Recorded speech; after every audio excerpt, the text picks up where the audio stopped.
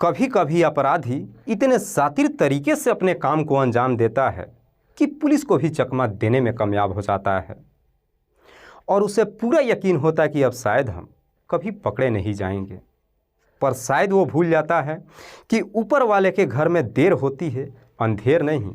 हर इंसान के अपने कर्मों का हिसाब एक न एक दिन देना जरूर होता है।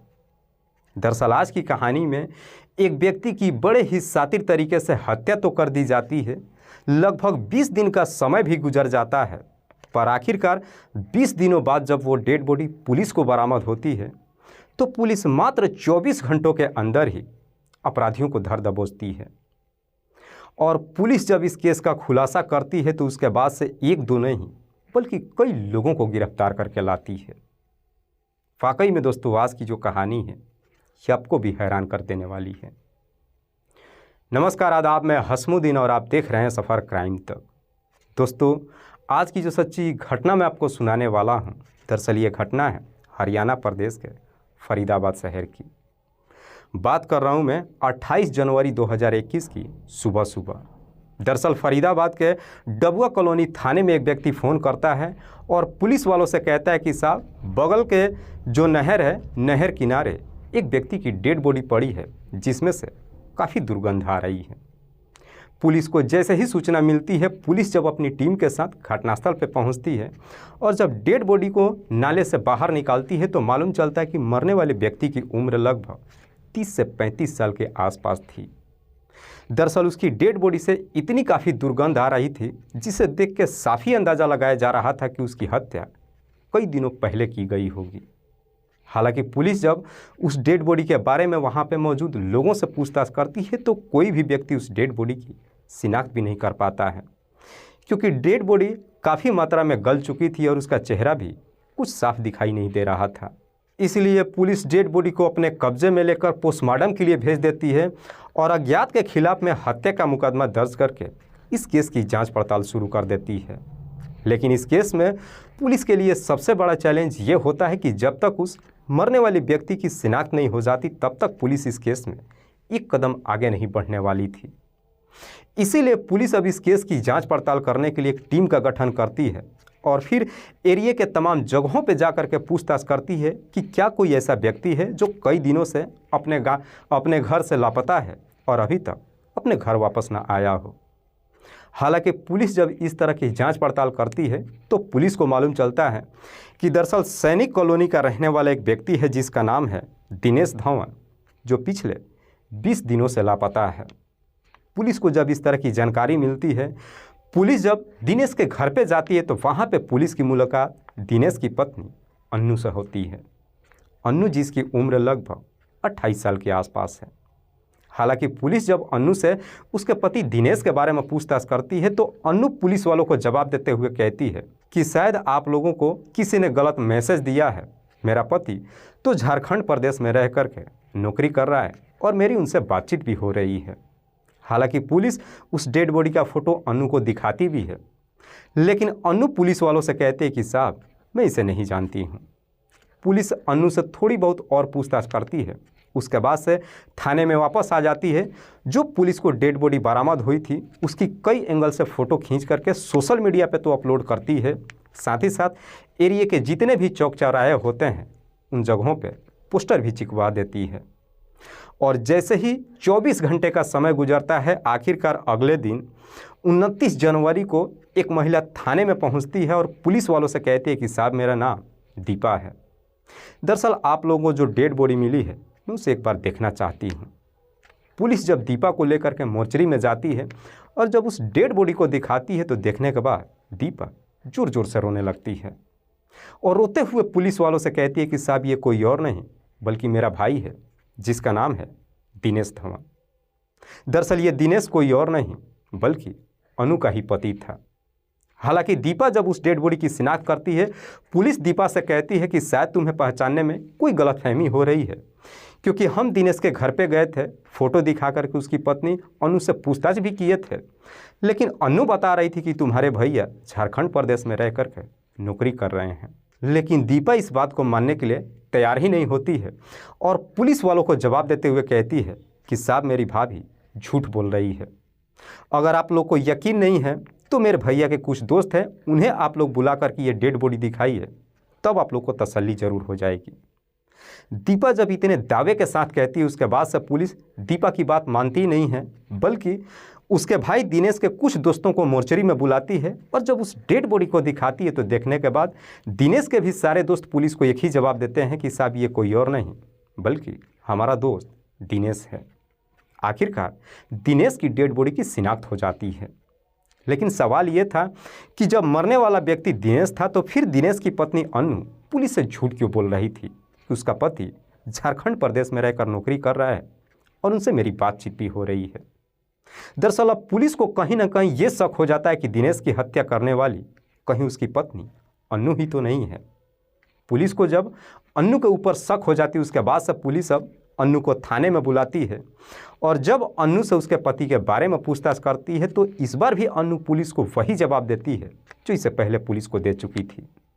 साथ ही साथ अपने मोबाइल का व्हाट्सएप भी दिखाते हुए पुलिस वालों से कहती है कि देखिए साहब, मेरे पति से मेरा व्हाट्सएप के जरिए चैट भी होता है। हालांकि पुलिस जब अनु से उसके पति का मोबाइल नंबर लेकर के जब दिनेश के मोबाइल नंबर पर कॉल करती है तो अब दिनेश का मोबाइल नंबर स्विच ऑफ बताने लगता है। इसीलिए पुलिस अनु को छोड़ती नहीं है बल्कि दिनेश के मोबाइल का लोकेशन खंगालती है और जब डिटेल्स को चेक करती है तो मालूम चलता है कि करीब 20 दिन पहले दिनेश के मोबाइल का आखिरी लोकेशन उसके घर के आसपास का ही दिखाई दे रहा था। पुलिस को जैसे इस तरह की डिटेल्स मिल जाती उसके बाद से पुलिस पूरा यकीन कर जाती है कि अनु कुछ न कुछ छुपाने की कोशिश कर रही है। इसीलिए पुलिस अब अनु के साथ सख्ती से पेश आती है और पुलिस जैसे ही अपनी थोड़ी सी शक्ति दिखाती है आखिरकार अनु भी मजबूर होकर अपनी सच्चाई कबूल कर लेती है और पुलिस वालों को जवाब देते हुए कहती है कि हाँ साहब, जो आप लोगों को डेड बॉडी बरामद हुई है दरअसल वो कोई और नहीं बल्कि मेरा पति दिनेश है। लेकिन अनु जब इस हत्या के पीछे की पूरी कहानी बताती है तो वाकई में इसे सुनने के बाद खुद पुलिस भी एकदम से चौंक जाती है। दरअसल दिनेश जो अपने मकान से थोड़ी दूर पे अपना ऑफिस खोल रखा था जिसमें वो प्रॉपर्टी डीलिंग का काम करता था, करीब 10 साल पहले अनु से उसने लव मैरिज किया था। हालांकि अनु से जब लव मैरिज किया था इस शादी में दोनों के परिवार वालों की सहमति भी थी। शादी कर अनु से जब अपने घर लेकर के आता है अनु भी अपने पति की बेहतर तरीके से देखभाल करती है और समय भी बेहतर तरीके से गुजरने लगता है। हालांकि धीरे धीरे कई साल का समय गुजर जाता है लेकिन कई सालों के बाद भी अनु कभी मां नहीं बन पाती है, जिसकी वजह से पति और पत्नी काफ़ी परेशान हो जाते हैं। दिनेश अपनी पत्नी को लेकर के कई सारे डॉक्टरों को भी दिखाता है, अपनी भी जांच करवाता है, लेकिन इन सब से कोई फायदा नहीं होता है। जब अनु को पूरा यकीन हो जाता है कि वो मां नहीं बनने वाली है, आखिरकार पति और पत्नी दोनों एक दूसरे से बातचीत करते हैं, एक फैसला करते हैं और बाल आश्रम से जा कर के एक बच्ची को गोद ले लेते हैं और उस बच्ची की भी बड़ी लाड प्यार से परवरिश करते हैं। इधर दिनेश जिस ऑफिस में बैठकर अपना प्रॉपर्टी डीलर का काम करता था वहाँ पे उसके कई सारे दोस्त मिलने के लिए आते थे। उन्हीं दोस्तों के साथ बैठ कर के थोड़ी बहुत शराब भी पी लेता था। लेकिन दिनेश जब भी शराब पी करके घर पे आता है तो उसकी पत्नी अनु को बिल्कुल अच्छा नहीं लगता है। इसीलिए अनु बार बार अपने पति को समझाते हुए कहती है कि तुम शराब मत पिया करो। जितनी बार वो समझाने की कोशिश करती है दिनेश हर बार ही अपनी पत्नी के सामने कसम खा करके चला जाता है कि मैं शराब नहीं पीऊँगा। लेकिन जब अपने ऑफिस में जाता है, दोस्त जब वहाँ पे आते हैं और दोस्त जब उसे शराब पिलाने के लिए कहते हैं, आखिरकार दिनेश भी मजबूर हो जाता है और दोस्तों के साथ बैठ कर के शराब पी लेता है। हालांकि शुरू में तो दिनेश थोड़ी बहुत शराब पीता है, लेकिन जैसे जैसे समय गुजरता है समय के अनुसार अब दिनेश शराब की आदी हो जाता है। दरअसल उसके बाद से दिनेश इतना काफ़ी शराब पीता है कि जब अपने घर पे आता है वो होश में भी नहीं रहता है। इस वजह से पति और पत्नी के बीच में झगड़े तकरार होता है। इधर अनु भी जो अपने पति को समझा करके थक चुकी थी, लेकिन दिनेश अपनी पत्नी की बातों को एक कान से सुनता था और दूसरी कानों से निकाल देता था। जब वो अपने ऑफिस में चला जाता था, अनु अपने ही पड़ोस के रहने वाले एक व्यक्ति हरजीत से अपनी तमाम गिले शिकवे बातचीत करती थी। हरजीत हालांकि अनु से लगभग उम्र में 10 साल बड़ा होता है, लेकिन हरजीत जो अनु को काफ़ी पसंद करता था। अनु जब भी अपने गिले शिकवे हरजीत से करती थी, हरजीत भी बड़ी ध्यान से उसकी बातें ही नहीं सुनता था, बल्कि उसे तरह तरह की बातें कहकर समझाता भी था, जिससे अनु को भी लगता था कि उसकी प्रॉब्लम सुनने वाला मात्र एक हरजीत ही है। लेकिन हरजीत जो अन्नू से कुछ और ही चाहता था और आखिरकार बातचीत करते करते एक दिन हरजीत की अपनी मनोकामना पूरी हो जाती है। दरअसल एक दिन अन्नू के घर के अंदर ही हरजीत और अन्नू के बीच में अवैध संबंध बन जाता है। हालांकि जब यह सिलसिला शुरू होता है इसके कुछ ही दिन के बाद इस बात की जानकारी अन्नू के पति दिनेश को मालूम चल जाता है और दिनेश जब इस बारे में अपनी पत्नी अन्नू से पूछता है तो अन्नू भी अपने पति से झूठ नहीं बोलती है और कहती है कि हाँ, मेरा हरजीत के साथ रिलेशन है, लेकिन अब तुम्हें जब सच्चाई मालूम चल ही चुका है तो मैं आइंदा से उससे न कभी बातचीत करूंगी और न ही मुलाकात करूंगी। अन्नू जब इतनी सफाई से अपनी सच्चाई कबूल कर लेती है तो दिनेश भी अपनी पत्नी की बातों पर यकीन कर लेता है और उसकी गलतियों को माफ़ कर देता है। लेकिन इसके बावजूद भी अन्नू की आदतों में कोई सुधार नहीं होती है।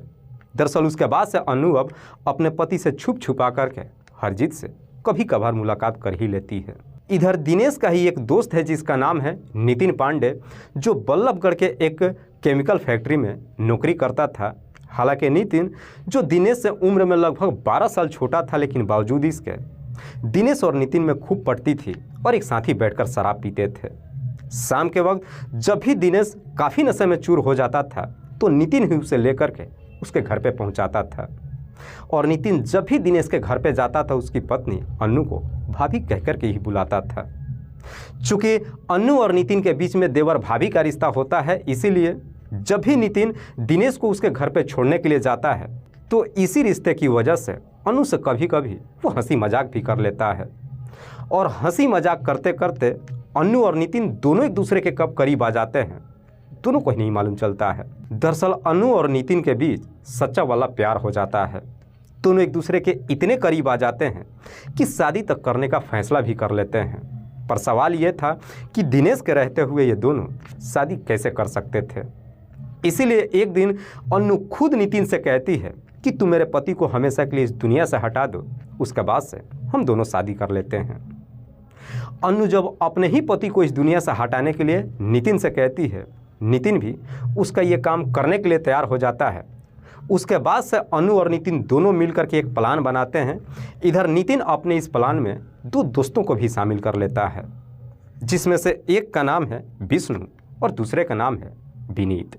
इन दोनों को जब 40,000 रुपये का लालच देता है, ये दोनों भी लालच में आ जाते हैं और विनीत का साथ देने के लिए तैयार हो जाते हैं। उसके बाद से विनीत और अन्नू मिलकर के एक सही मौके का इंतजार करने लगते हैं। दरअसल 11 जनवरी 2021 को दिनेश जब अपने ऑफिस में शाम के वक्त बैठा था, इधर विनीत अपने दोनों दोस्तों को लेकर अन्नू के घर पे चला जाता है। उसके बाद से अन्नू इन तीनों को अपने घर में छुपा देती है, क्योंकि अन्नू को बेहतर तरीके से मालूम था कि जब उसका पति रात्रि के वक्त घर पे आएगा, नशे की हालत में आएगा। ठीक रात्रि के करीब 10 बजे के आसपास दिनेश जब अपने घर पे जाता है, काफ़ी नशे की हालत में जाता है और बिना खाना खाए ही वो बेड पर जाकर गहरी नींद में सो जाता है। जब आधी रात हो जाती है, उसके बाद से अन्नू विनीत और उसके दोनों दोस्तों को लेकर के अपने पति के कमरे में जाती है और फिर सोते वक्त ही दिनेश की गला दबाकर हत्या कर देते हैं। दिनेश की जब मौत हो जाती है, उसके बाद से दिनेश की डेड बॉडी को एक प्लास्टिक की पन्नी में पैक करने के बाद उसे बाथरूम में ले जाकर छिपा देते हैं और रात्रि के करीब 4 बजे के आसपास विनीत अपने दोनों दोस्तों को लेकर घर से बाहर निकल जाता है। साथ ही साथ अन्नू से बोल करके जाता है कि जैसे ही हमें मौका मिलेगा डेड बॉडी को हम लोग ठिकाने लगा देंगे। पर जैसे ही लगभग 4 से 5 दिन का समय गुजरता है, जब उस डेड बॉडी से बदबू आनी शुरू होती है, आखिरकार 18 जनवरी 2021 को अन्नू विनीत के नंबर पे कॉल करती है और कहती है कि जितना जल्द हो सके इस डेड बॉडी को कहीं ना कहीं ठिकाने लगाओ, वरना हम पकड़े जाएंगे। जब कहती है कि डेड बॉडी से बदबू आ रही है, विनीत भी एकदम से परेशान हो जाता है और फिर देर रात को अन्नू के घर पे जाता है और दिनेश की डेड बॉडी को बेड में लपेट करके एक पिकअप पे लोड करके जब उसके घर से बाहर निकलता है, कई लोग उससे सवाल भी करते हैं कि तुम बेडशीट कहाँ लेकर के जा रहे हो। इस पे विनीत सबको जवाब देते हुए कहता है कि दरअसल इसकी हम रिपेयरिंग कराने के लिए लेकर के जा रहे हैं, थोड़ी देर में इसे वापस लेकर आ जाएंगे। उसी पिकअप पे बेडशीट के अंदर दिनेश की डेड बॉडी को लेकर के सीधे डबुआ कॉलोनी में जाता है और जब नहर किनारे पहुंचता है, देखता है कि जब वहां पे कोई भी नहीं है, मौका देख करके डेड बॉडी को नाले में फेंक देता है और फिर उस बेडशीट को वापस ला करके अन्नू को दे देता है। साथ ही साथ इधर अन्नू अपने पति का सिम बंद कर देती है और वो मोबाइल विनीत को दे देती है और फिर विनीत उसी व्हाट्सएप के जरिए अन्नू से बातचीत भी करने लगता है ताकि किसी को लगे नहीं कि दिनेश इस दुनिया को छोड़ के जा चुका है। वाकई में अन्नू जब ये पूरी कहानी पुलिस को बताती है उसके बाद से पुलिस अन्नू के ही तहरीर पे उसके प्रेमी विनीत और विनीत के दोनों दोस्तों को भी गिरफ्तार करके लाती है।